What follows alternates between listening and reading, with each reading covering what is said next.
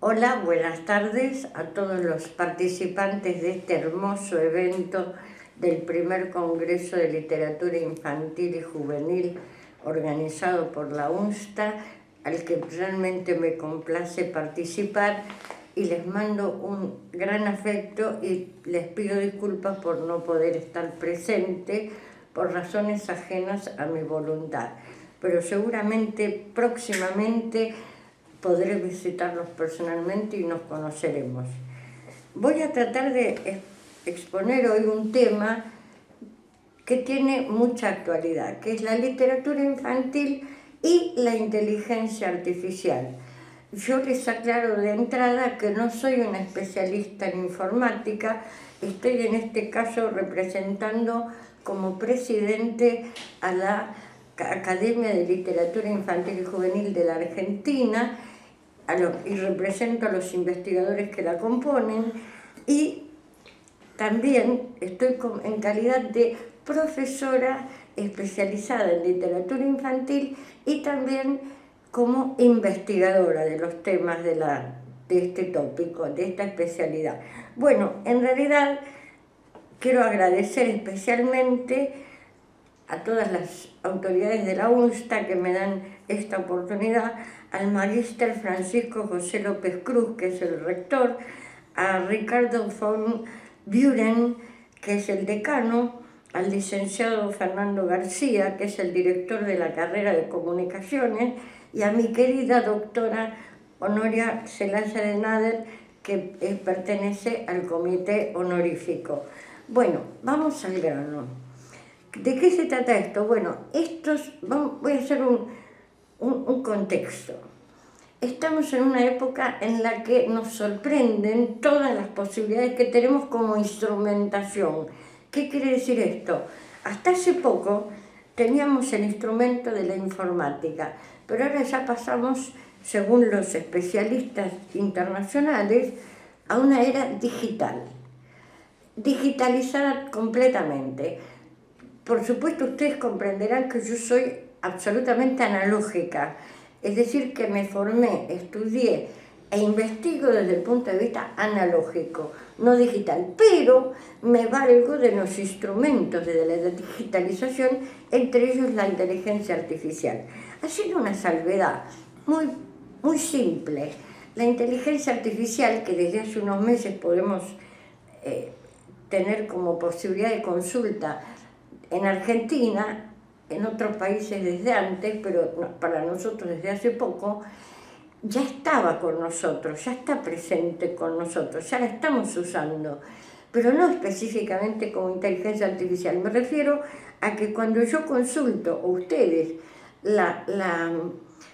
el saldo de mi cuenta y me pide el programa que dé mis datos biométricos para poder tener acceso, eso ya es la inteligencia artificial en plena vigencia. Y también, por ejemplo, otra cosa es cuando usamos el GPS para ir de un lugar a otro, eso también es inteligencia artificial. Es decir, ¿qué podemos hacer ahora que viene la inteligencia artificial? Bueno, lo que nos desafía en este momento la inteligencia artificial, específicamente en educación y más específico en literatura, que es a lo que yo me voy a referir, es en qué desafío nos pone ahora. Y yo creo que podemos dividirlo en dos desafíos. Por un lado, nos desafía la construcción lectora, es decir, el lector del futuro, nuestros alumnos actuales, las infancias de estos momentos, van a desarrollarse con la inteligencia artificial mucho más que con lo que nosotros nos formamos.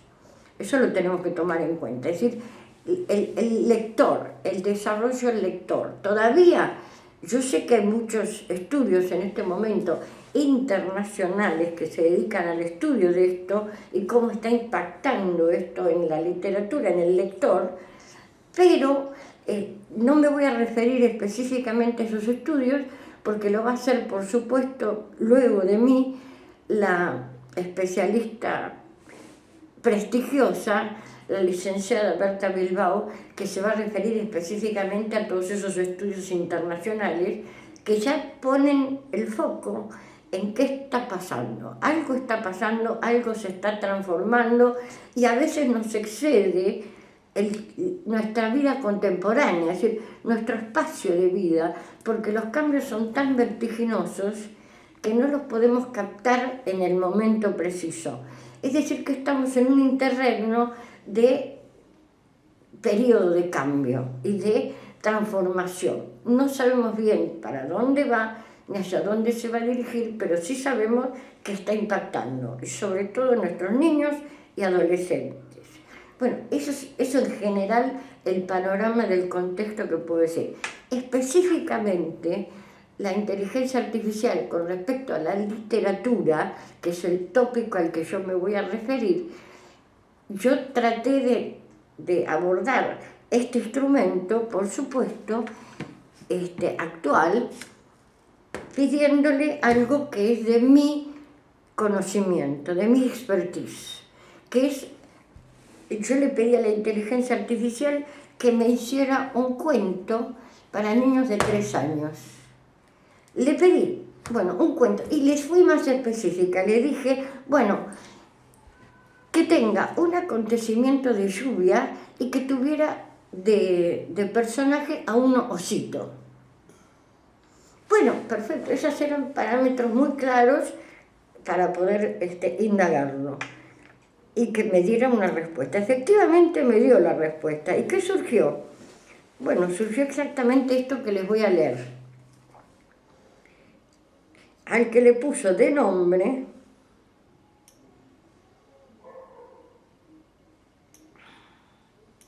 El paseo del osito.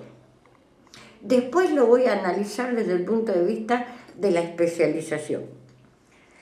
Así que me van a poder escuchar un cuento para niños de 3 años. Había una vez un osito pequeño que vivía en una cueva con su papá y mamá osos. El animalito estaba comenzando a caminar y quería conocer el mundo fuera de la cueva.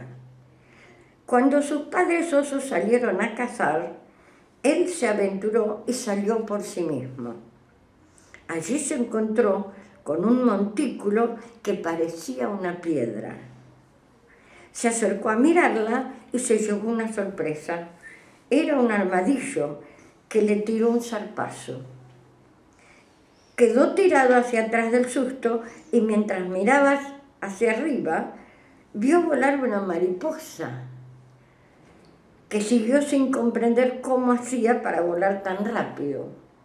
Más allá vio una colmena llena de abejas trabajadoras y quiso comer un poco de la miel, pero recibió una picadura en su nariz. Luego escuchó un gran trueno que lo asustó y decidió volver a su cueva. En la puerta estaban su papá y su mamá osos, que lo recibieron con mucha alegría. El osito les contó todo lo que había visto y los padres le advirtieron de los peligros del mundo. Fin de Inteligencia Artificial, un cuento para niños de 3 años. Bien, bueno, ¿qué podemos ver aquí? En principio,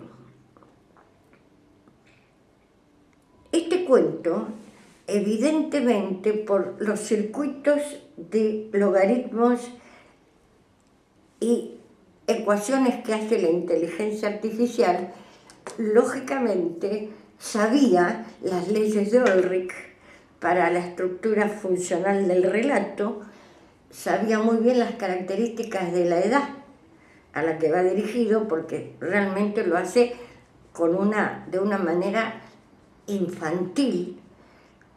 Pero vamos por partes. A ver, tuvo en cuenta también en la estructuración del relato el principio, el medio y el fin, aunque el desenlace es muy abrupto desde mi punto de vista como investigadora, no le da suspenso. El desenlace es un desarrollo hasta el final. No es se terminó, se fue a la cueva.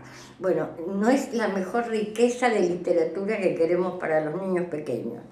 Desde el punto de vista del niño pequeño, yo diría que este cuento no está mal. para nada, no estoy denostando la inteligencia artificial, pero ahí le falta algo. ¿Qué le falta? Primero, le falta la relación con el niño pequeño. Así no se le dicen las cosas al niño pequeño, y lo voy a puntualizar. Le falta emocionalidad.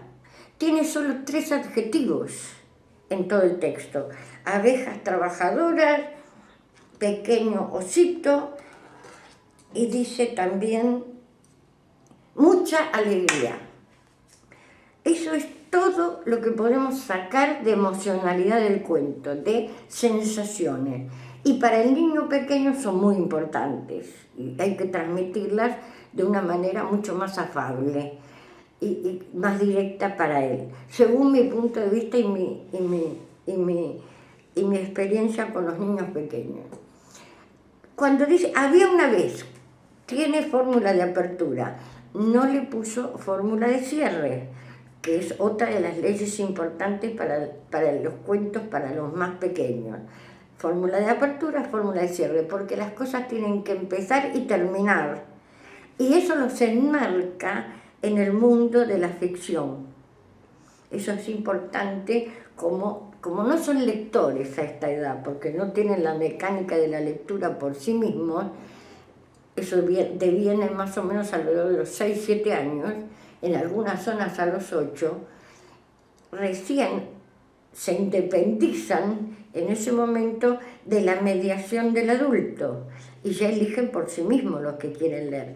Pero, en este caso, yo me dirijo a los mediadores, a los diplomados en literatura infantil, que son los que tienen que a veces seleccionar cuentos para transmitirles a los chicos de diferentes edades. ¿Qué pasa con esto? Bueno, también eso es otro desafío. ¿Por qué? Porque hasta hace muy poco yo recibía preguntas de las alumnas: ay, profesora, tiene un cuento para 7 años porque necesito dar, no sé, los transportes. ¿No tiene un cuento para 2 años, para los más chiquitos, los deambuladores que tienen? ¿No tiene un cuento para 10 años? Dígame, deme alguna pista de autores que puedo leerles a los chicos de 10, 12 años. Sí, a todas las edades. He recibido infinidad de preguntas de estas. Bueno, este es el riesgo actual. Una de las cosas, tenemos la inteligencia artificial. Le podemos pedir a la inteligencia artificial un cuento como yo le pedí para 3 años para otras edades. Pero ¿qué pasa? También acá hay una acotación. La inteligencia artificial tiene cargados datos, evidentemente, de grandes corporaciones internacionales, de editoriales muy poderosas, generalmente extranjeras, que también operan en nuestro país. Entonces, lo primero que les da son argumentos, o también si piden autores extranjeros. La inteligencia artificial sabe poco de autores argentinos.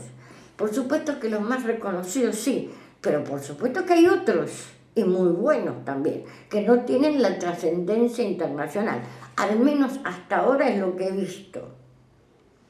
Y entonces se basan en los datos, porque la inteligencia artificial lo que ha hecho es la acumulación de datos y la posibilidad de asociarlos de una manera con ecuaciones diferentes en cada cosa que se le pide.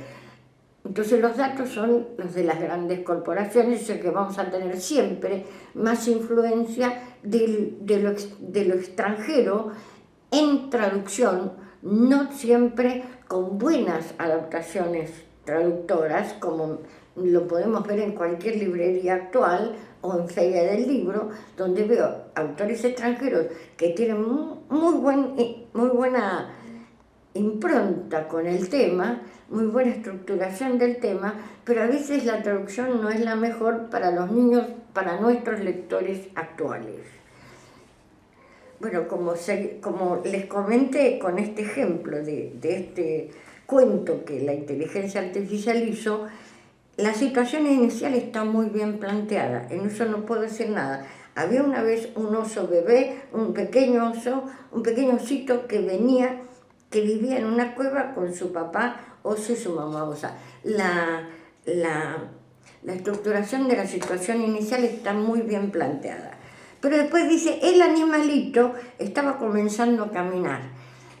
Ahí me doy cuenta que no le dice animalito al osito, porque es correcto desde el punto de vista de lo lógico, pero no tiene emocionalidad para el niño pequeño. Es decir, ¿qué quiero decir con esto? Que o le ponemos nombre a osito y le decimos osito pelito, osito osito caminador, osito curioso, como sea, pero algo que lo adjetive de alguna manera para darle identidad. Y después dice, obviamente, que salió a caminar, es uno de los temas específicos de esta edad, porque el niño está empezando a conocer el mundo. Entonces quiere salir y ver cosas por sí mismo. Ahora, como lo expresa acá, que dice, salió, él se aventuró y salió por sí mismo. Bueno, esta no es una manera para decirle al chico en un cuento. Cuando se usa tanto el pronombre, se lo replica y se lo replica y se lo replica, estamos creyendo que el que escucha, un niño de 3 años, ya puede entender sin especificar quién es. No, esto es a otra edad. Esto es típico de otra edad. El niño pequeño no se puede hacer un texto muy pronominal. No se puede porque él, aquel, hay que estructurarlos en el contexto. Y en este caso no está. Y cuando dice se aventuró y salió por sí mismo, bueno, salió porque le gustaba caminar y conocer. El sí mismo también lo podemos dejar de lado porque no podemos tampoco usar el reflexivo. Se aventuró. No, es un pronombre, el pronombre reflexivo en este caso tampoco va. Es decir, que yo, que tengo la experiencia de ser asesora de editoriales de cuentos para niños, tendría que meter mano acá y corregir muchas de las cosas de este texto, por más que lo haya hecho la inteligencia artificial. También dice después, allí se encontró. Bueno, estas locaciones del allí, allá, en todas partes, etcétera, tampoco son convenientes así dichas para los niños. Tendríamos que decir, se fue a ver tal cosa. Y en el caso del armadillo, cuando dice que ve un montículo que parecía una piedra, bueno, montículo no es una palabra para un niño de 3 años, ahí tendremos que decir otra cosa. Por ejemplo, vio algo que se parecía a una piedra, sí, dejando un poco el suspenso de lo que va a venir. Y cuando se refiere específicamente al armadillo, quiero decir que tampoco estoy de acuerdo con que le diga armadillo. Correcto, zoológicamente está perfecto.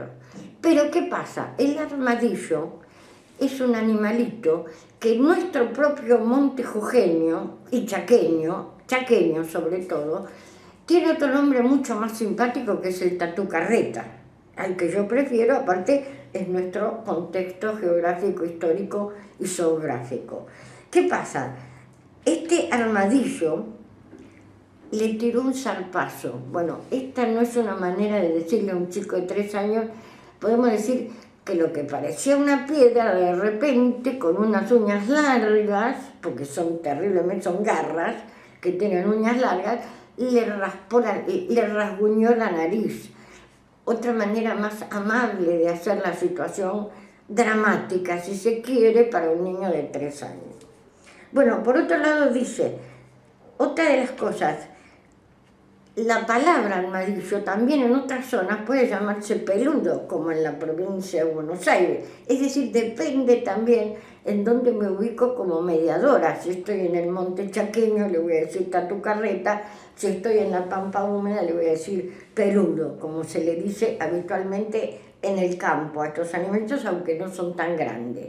Pero bueno, el grande está en peligro de extinción y protegido por organizaciones internacionales es el tatucarreta, justamente. Bueno, esto de que le dio un zarpazo tampoco es la manera de decírselo a un niño.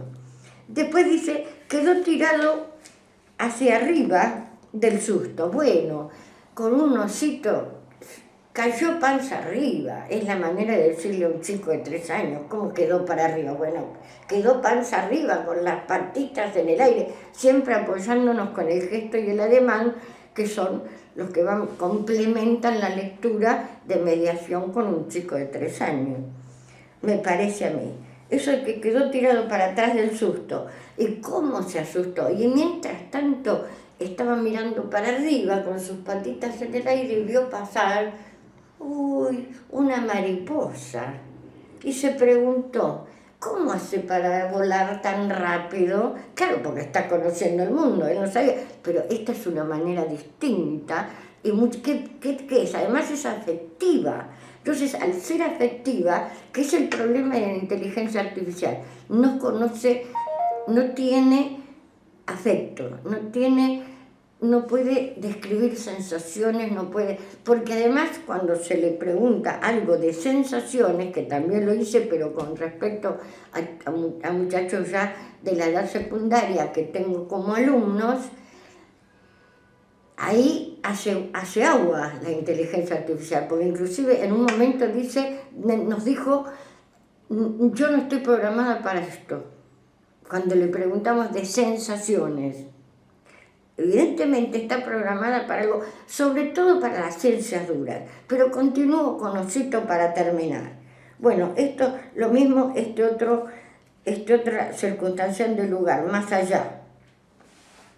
Bueno, más allá de qué, depende de la referencia que tenga, como el niño pequeño todavía está estructurando su espacialidad, no puedo decir más allá. Tenemos que decir, bueno, más allá de donde él estaba, de donde el osito estaba, si quiero decir más allá, de otra manera, hay otras formas coloquiales de conformar este cuento. Y también, bueno, lo de la colmena, que me gusta, tiene que ver, porque además hay otra cosa que hay que advertir, que no le critico la inteligencia artificial. Digamos, la verdad es que osos y armadillos, tatu carreta, peludo, como quieran llamarle, no conviven en una misma topografía. Pero esto no es una crítica a lo que produjo la inteligencia artificial, porque dentro del universo ficcional es posible, porque no es necesario que sea verdadero. Lo importante es que el texto sea creíble y que empiece y termine dentro de su misma lógica. No es necesario que no sea verdad, que el oso y el armadillo conviven en un mismo paisaje geográfico, para nada. Pero bueno, eso no es una crítica, es una salvedad. ¿Y cómo termina? Bueno, esto de que quería comer un poco de miel.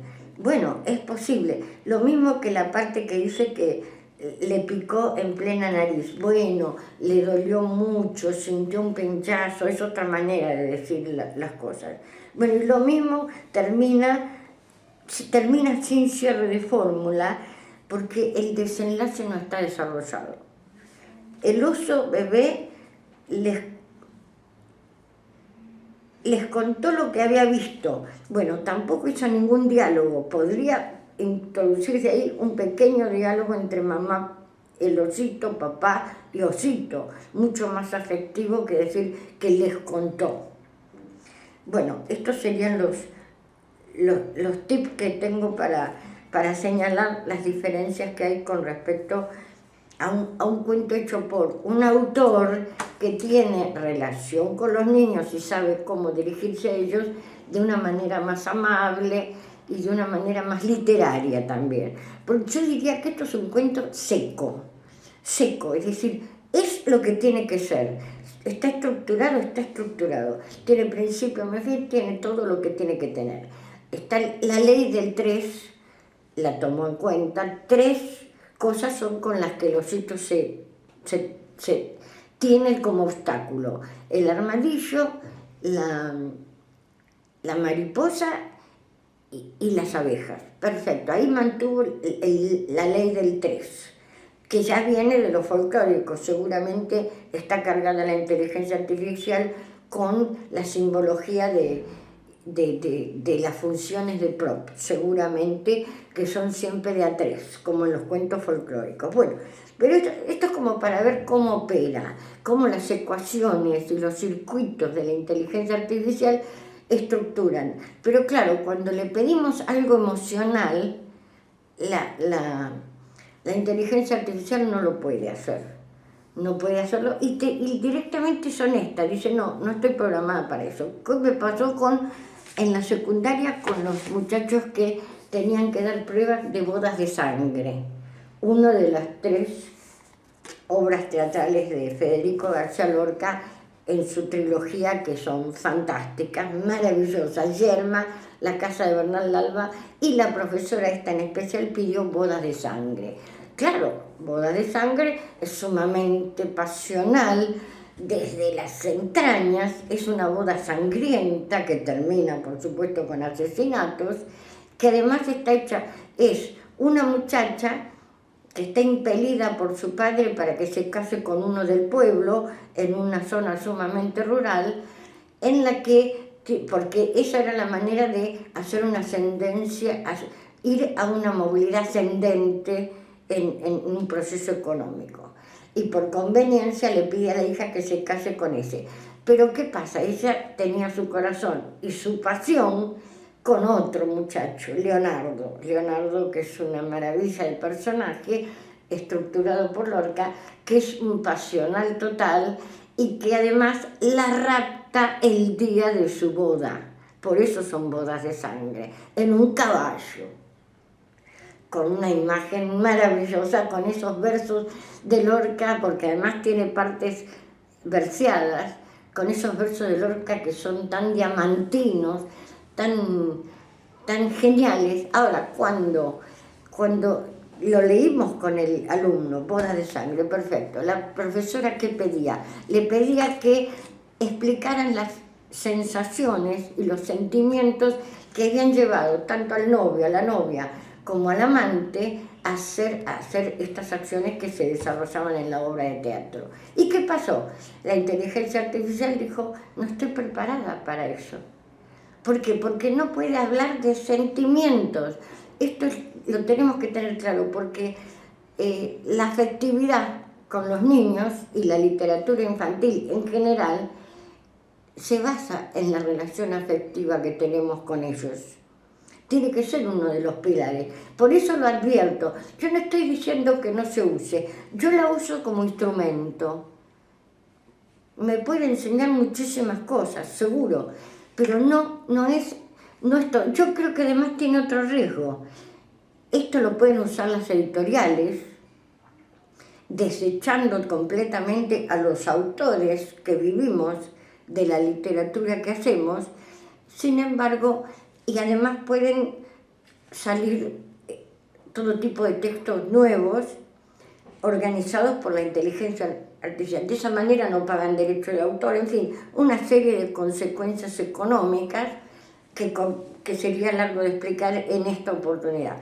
Yo quiero decirles que no sé si he sido del todo clara, pero he tratado de llevar a la práctica de la clase hoy, con los elementos de los chicos de hoy, algo de cómo es que se opera con la inteligencia artificial. No la critico, bienvenida a la tecnología y todos los avances que traiga, pero tengamos en cuenta los límites de los desafíos que nos impone. Yo espero seguir investigando todo esto, estudiando mucho más y tratando de seguir aportándoles todo lo que puedo, que desde mi expertise pueda hacerles llegar en otra oportunidad. Muchísimas gracias por la escucha.